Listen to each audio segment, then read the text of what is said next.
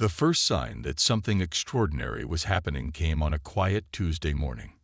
High above Earth's atmosphere, 15 alien vessels limped through space, their hulls bearing the scars of a desperate journey. Like wounded sea creatures, they drifted toward Earth's orbit, their organic shell-like designs catching the sunlight in ways that made them shimmer like pearls. Captain Hansol Lee had seen many things during his years commanding the U.S. Vigilant, but nothing had prepared him for this moment.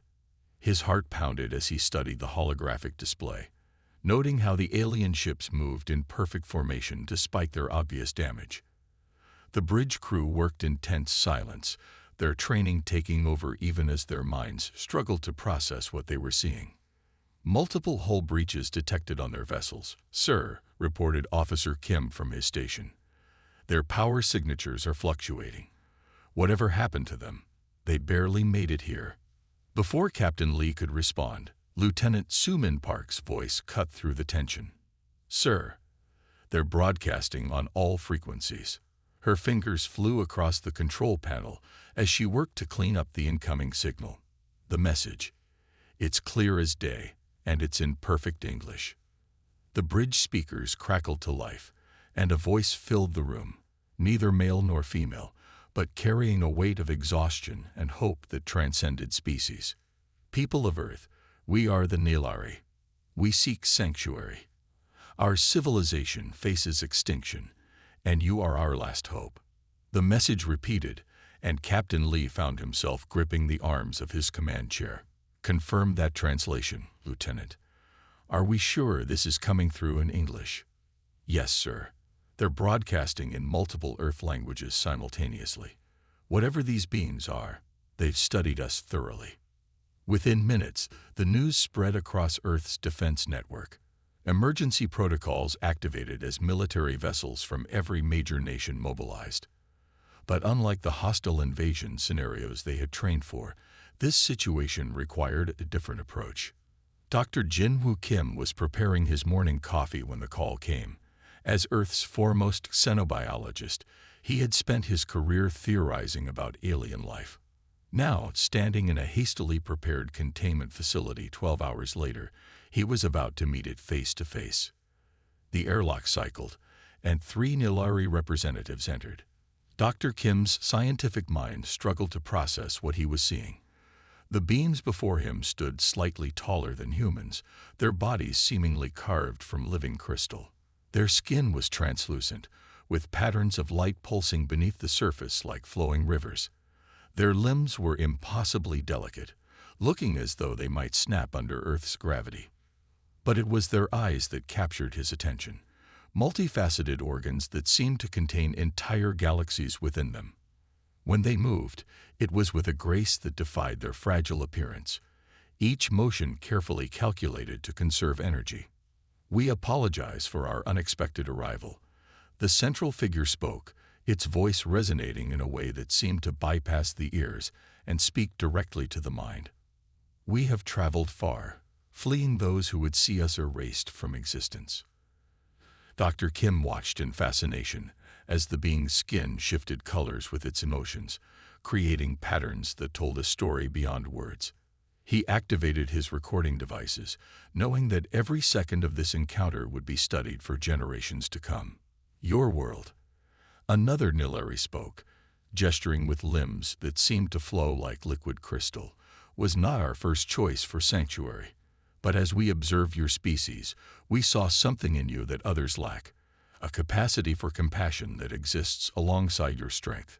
The first contact team, assembled from scientists and diplomats worldwide, listened intently as the Nilari began to share their story.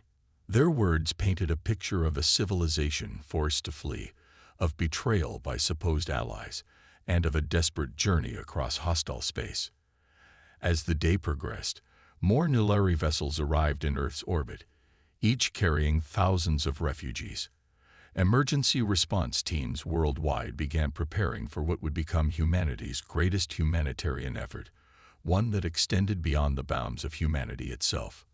Captain Lee, watching from the Vigilance observation deck, couldn't help but feel the weight of the moment.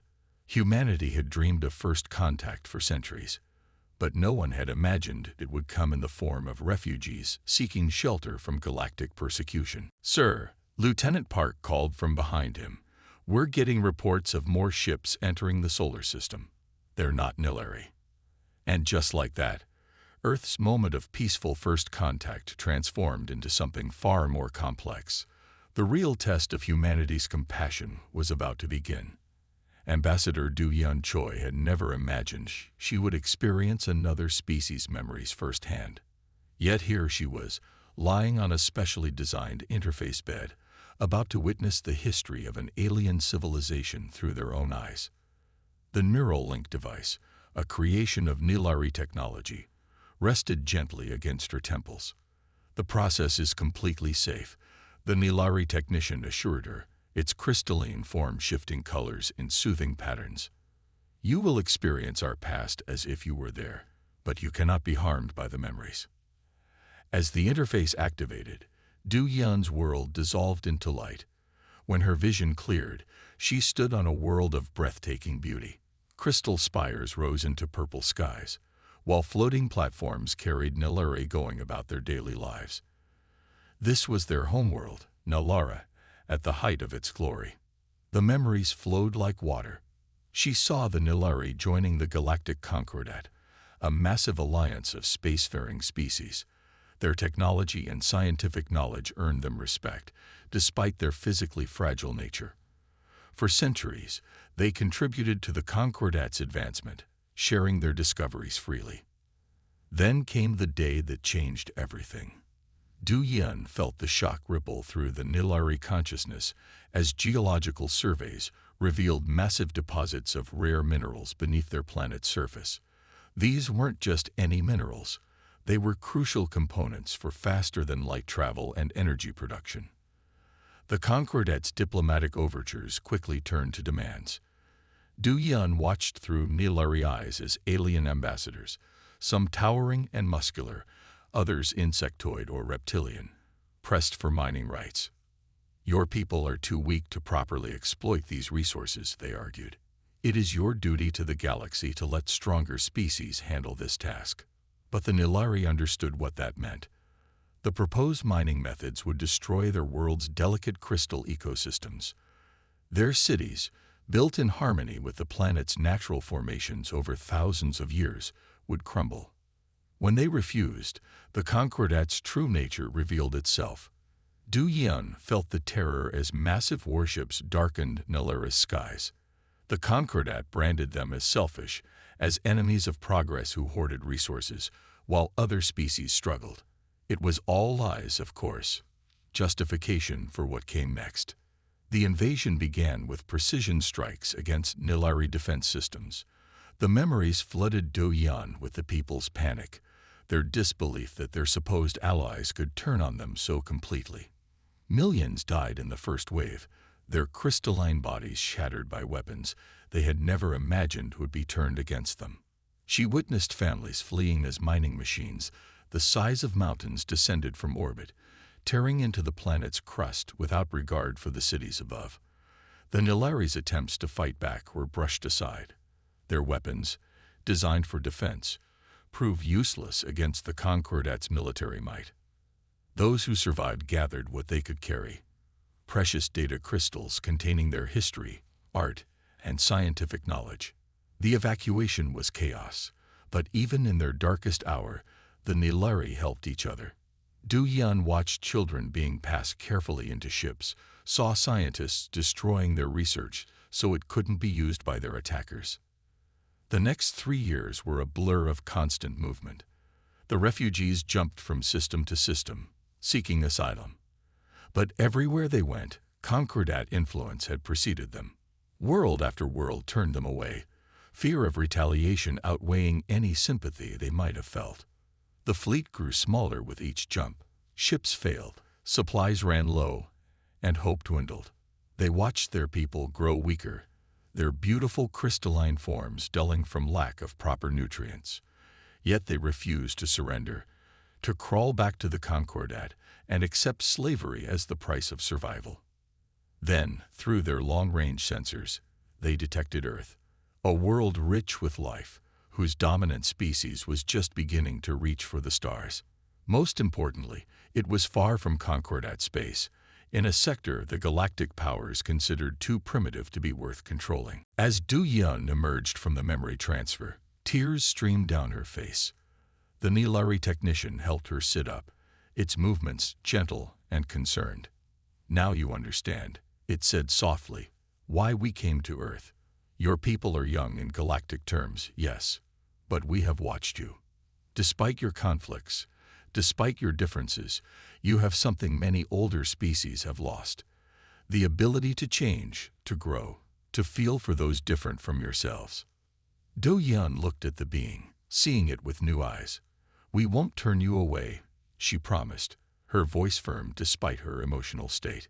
"Earth will not repeat the mistakes of others." The Nilari's surface rippled with colors that she now understood expressed deep gratitude and hope. Both of them knew that this was just the beginning, that the Concordat would eventually discover where their escaped resources had fled. But for now, at least, these refugees had found a world willing to stand with them. The morning sun cast long shadows across New Seoul's Integration Center as Dr. Minna Kang made her daily rounds.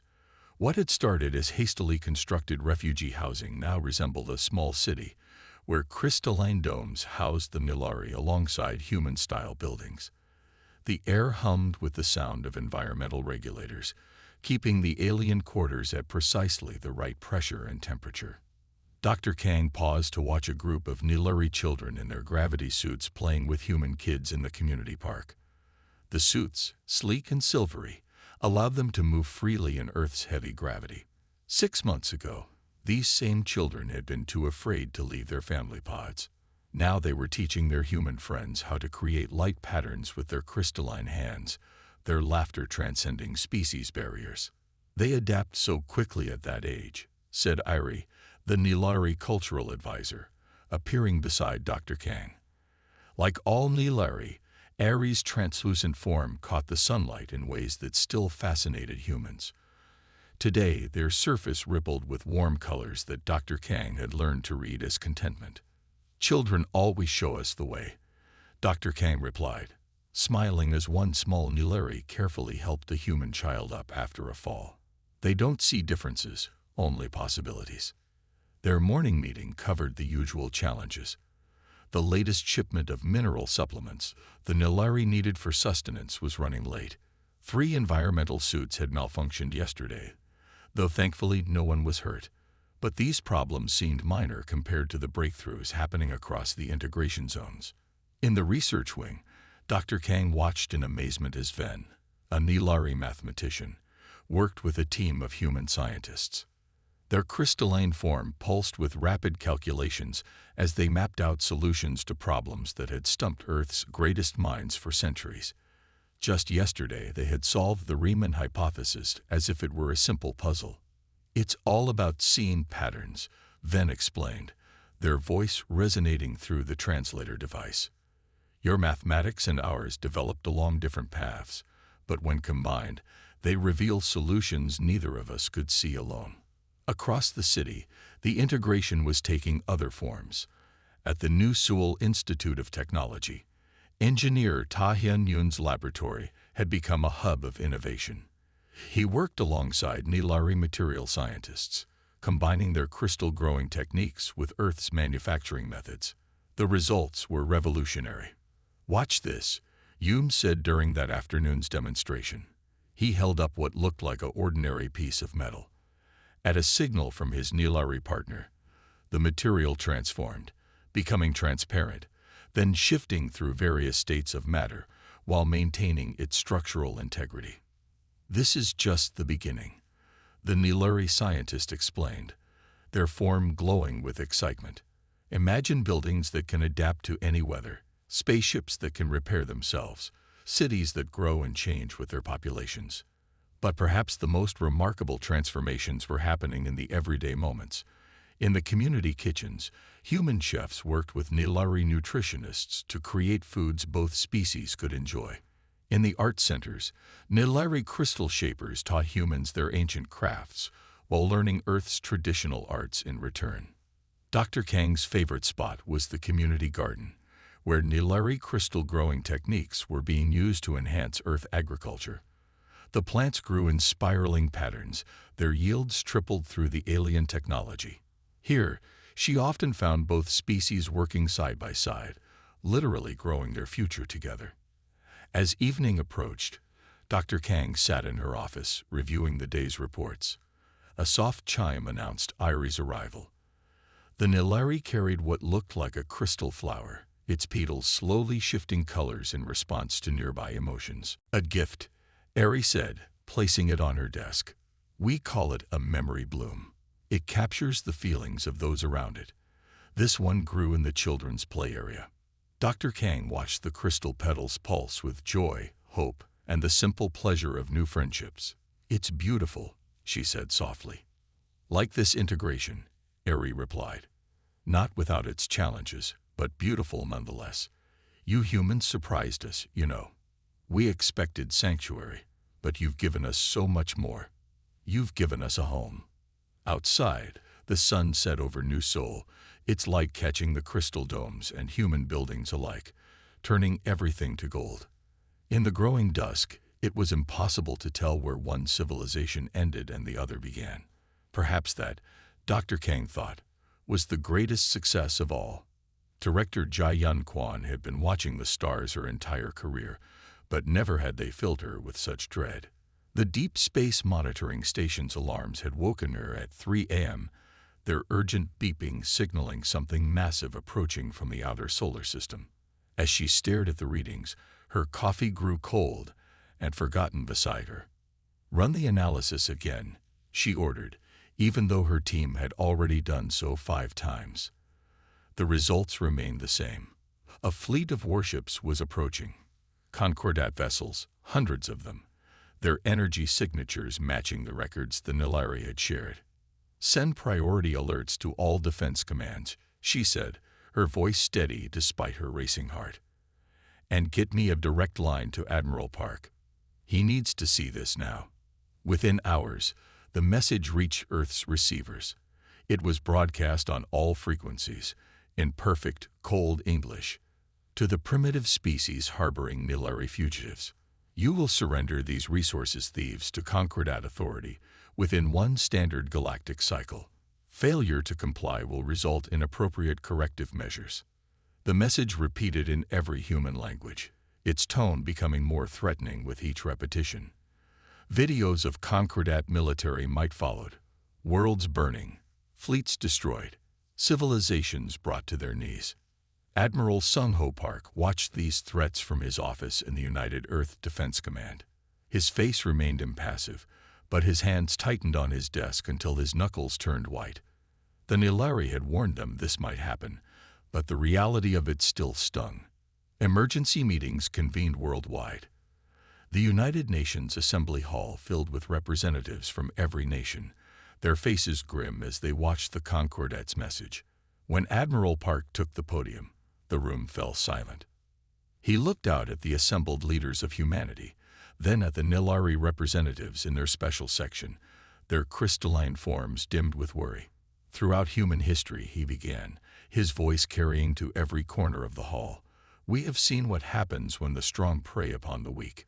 We have witnessed genocide. We have experienced persecution. Many of our peoples carry the scars of such events in their collective memory. The Admiral paused, letting his words sink in. Now we face a choice. We can surrender the Nilari to their persecutors, saving ourselves at the cost of our humanity. Or we can stand with them, knowing it means facing an enemy far more advanced than ourselves. The chamber erupted in discussion, but before any formal debate could begin, Council Elder Mira of the Nilari rose. Her crystalline form caught the light, sending rainbow patterns across the walls as she moved to the center of the hall. We cannot ask this sacrifice of you, she said, her translator conveying the deep emotion in her voice. Our people have already lost one home. We will not be responsible for the destruction of another. Give us our ships, and we will leave. Perhaps we can find sanctuary in the unexplored regions of space. The hall fell silent. Then, from the back, a voice called out, No, it was the representative from a small island nation, one that had known colonization and oppression firsthand. We will not send you back into the void. Other voices joined in, first a few, then dozens, then hundreds. The vote, when it came, was unprecedented in UN history. Unanimous across all member states, Earth would stand with the Nilari. Admiral Park's next meeting was with Earth's top military commanders. The Concordat's fleet would arrive in less than a month. They had that long to prepare for a war unlike anything humanity had ever faced. "We're outgunned," General Sarah Chen stated bluntly, pointing to the force comparison displays. "Their smallest ships carry weapons that could crack our planet. Then we don't fight them conventionally," Admiral Park replied. He turned to the Nilari military advisors. "Your people know their tactics, their weaknesses. We have something they don't expect: the combined knowledge of both our species and humanity's talent for unconventional warfare." The next week saw the greatest mobilization in Earth's history. Every nation contributed what they could. Nilari engineers worked around the clock with human scientists, adapting their advanced technology to Earth's more primitive but creative weapon systems. Director Kwan's monitoring stations tracked the Concordat fleet's approach, counting down the days until the inevitable confrontation. In cities across Earth, humans and Nilari prepared together, their differences forgotten in the face of a common enemy. The night before the Concordat's deadline, Admiral Park stood at his office window, looking out at the lights of Seoul. Beside him, Elder Mira watched the same view, her crystalline form reflecting the city's glow. "Are you certain about this?" she asked softly. "There is still time for your people to save themselves." Admiral Park shook his head. "If we surrender you, we surrender everything that makes us human." Besides, he added with a slight smile, humanity has a long history of surprising more powerful enemies. Above them, Earth's combined defense fleet moved into position, ready to protect not just humanity, but the principles they held dear. The coming battle would decide not just the fate of two species, but what kind of civilization humanity would become. Deep beneath Mount Pektu, in laboratories carved from ancient volcanic rock, an unprecedented revolution was taking shape. Dr. Yoonji Ryu hadn't slept properly in days, but her eyes remained bright as she watched the latest test results scroll across her screens. Beside her, the Nilari scientist Lyra's crystalline form pulsed with excitement, creating dancing patterns on the laboratory walls. "It's working," Dr. Ryu whispered, hardly daring to believe it. The quantum shield they'd been developing had just withstood an energy blast that would have vaporized conventional defenses. "It's actually working." The lab complex was a maze of innovation, where hundreds of human and Nilari scientists worked side by side. What had started as a desperate race against time had transformed into something more, a fusion of two civilizations' knowledge that was creating technologies neither species had dreamed possible. In one chamber, researchers had successfully manipulated gravity itself, creating bubbles where Earth's crushing pull became as light as the Nilari homeworld. In another, engineers tested new materials that could transform from impenetrable barriers to transparent windows at the touch of a button. But the most promising development came from an unexpected corner of the facility.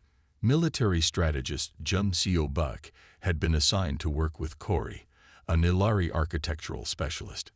At first, the pairing had seemed odd.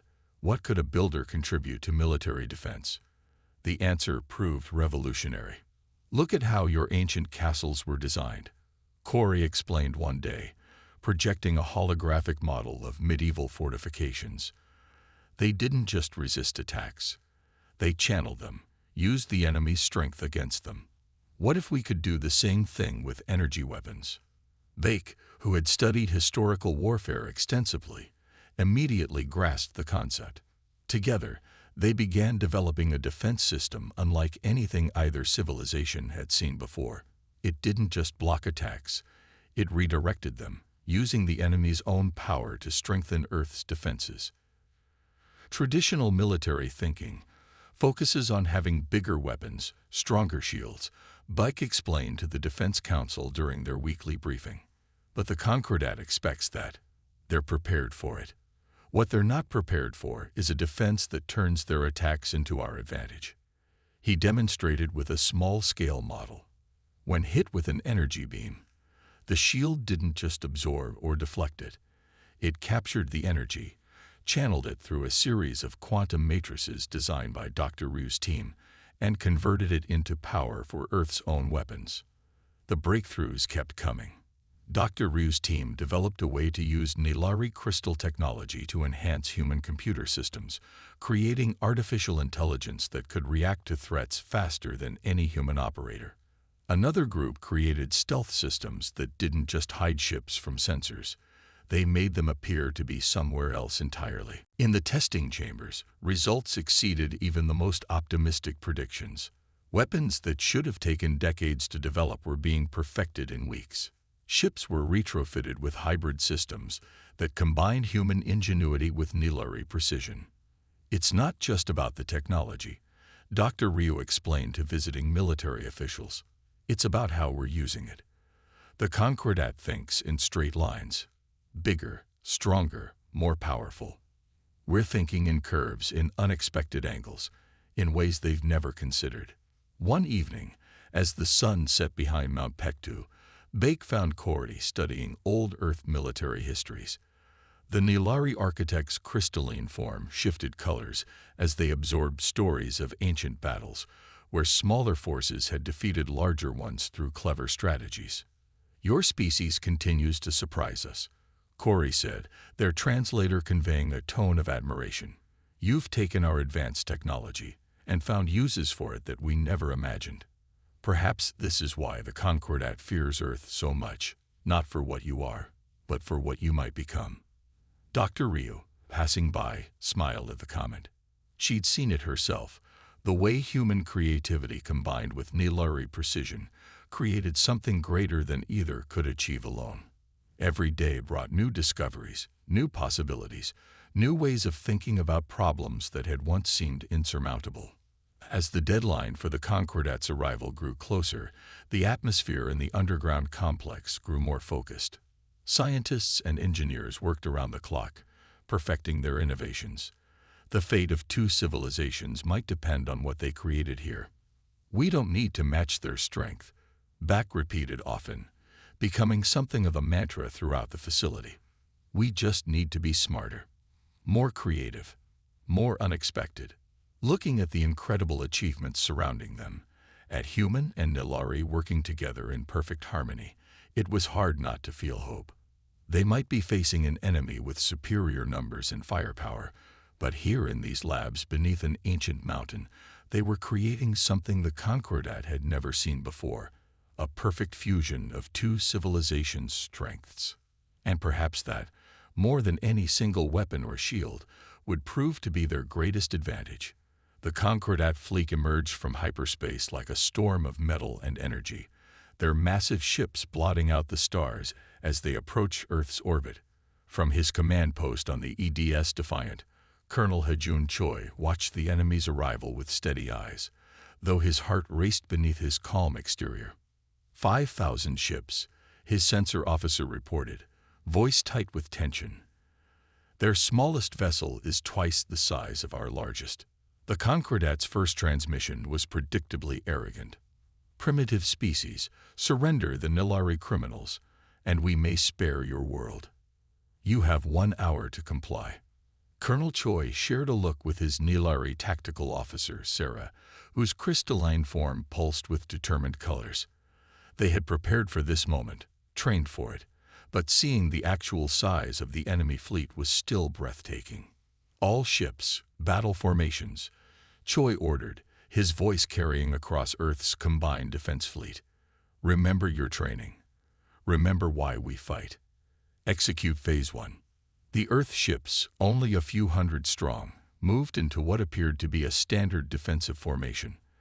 The Concordat fleet responded exactly as predicted, spreading out to surround them. They're powering up their main weapons, Sarah reported. Energy signatures match the patterns we studied. They're following standard Concordat battle doctrine. Choi allowed himself a small smile. And that's their first mistake. Activate the quantum matrices. When the Concordat fired their first volley, they expected to see Earth's fleet demolished. Instead, the energy beams struck Dr. Ryu's quantum shields and simply disappeared. For a moment, there was confusion in the enemy ranks. Then Earth struck back. The absorbed energy, channeled through the hybrid systems designed by Buck and Corey, erupted from unexpected points in space. The Concordat's own weapons fire, amplified and redirected, tore through their ship shields as if they didn't exist. They're adjusting their tactics, Sarah called out as the enemy fleet regrouped. Second wave incoming. The battle spread across the solar system. Earth's smaller ships darted between the massive Concordat vessels, using maneuvers that defied conventional space combat logic. Each time the enemy adapted to one tactic, the Earth fleet switched to another. Choi watched as a group of corvettes executed a perfectly timed butterfly gambit, a move combining Nilari phase technology with old Earth submarine warfare tactics. The enemy cruisers fired at where they thought the ships would be, but the corvettes had already shifted into quantum space, reappearing behind their targets. By the end of the first day, the Concordat had lost 300 ships without scoring a single significant hit on Earth's fleet. Their commanders, used to overwhelming their opponents with superior firepower, found themselves facing an enemy that turned their own strength against them. The second day brought new challenges as the Concordat attempted to adapt. They launched fighters by the thousands, hoping to overwhelm Earth's defenses with sheer numbers. But the hybrid AI systems developed in Mount Pectu's labs predicted their attack patterns with uncanny accuracy. They're trying to break through to reach Earth directly, Sarah observed during a brief lull in the fighting. They still think if they can threaten the planet itself, we'll surrender. Then let's show them how wrong they are, Choi replied. All ships, execute Operation Rising Sun. What followed would be studied in military academies across the galaxy for centuries to come. Earth's fleet split into seemingly random groups, their movements appearing chaotic and desperate. The Concordat fleet, sensing victory, pressed their advantage, only to find themselves drawn into carefully prepared kill zones. The third day began with the Concordat's remaining ships regrouping for one final push. Their commanders, enraged by their failures, abandoned their usual tactical doctrine in favor of an all-out assault. They're getting desperate, Choi noted as he watched their formation. And desperate enemies make mistakes. All ships prepare for Phase 3. The final battle was brief but spectacular. As the Concordat fleet charged forward, Earth's ships activated their most closely guarded secret, a system that temporarily altered the local gravitational constants. The massive enemy vessels, suddenly subject to conflicting gravitational forces, found their carefully plotted attack runs thrown into chaos. When the order to retreat finally came from the Concordat flagship, more than half their fleet lay in ruins. The survivors fled in disarray, their once proud formation reduced to a scrambling escape. In the aftermath, as Earth's ships conducted rescue operations for surrendered enemy crews, Colonel Choi stood at his viewport watching the debris of battle drift past. Beside him, Sarah's crystalline form reflected the light of distant explosions. "They'll be back," the Nilari tactical officer said quietly. "Yes," Choi agreed, "but not soon. And when they do return, they'll find us even stronger." He turned to face his crew, human and Nilari working side by side. "Today we proved something important, not just to the Concordat, but to ourselves. It's not the size of the fleet that matters, but the hearts of those who crew it." As news of the victory spread across Earth, celebrations erupted in every city. But in military command centers and scientific laboratories, work continued. They had won this battle through innovation and surprise. The next one would require even more. The legend of how Earth's small fleet had defeated the mighty Concordat began spreading across the galaxy even before the last enemy ship jumped to hyperspace. But for those who had fought in the battle, the greatest victory wasn't in the ships they destroyed.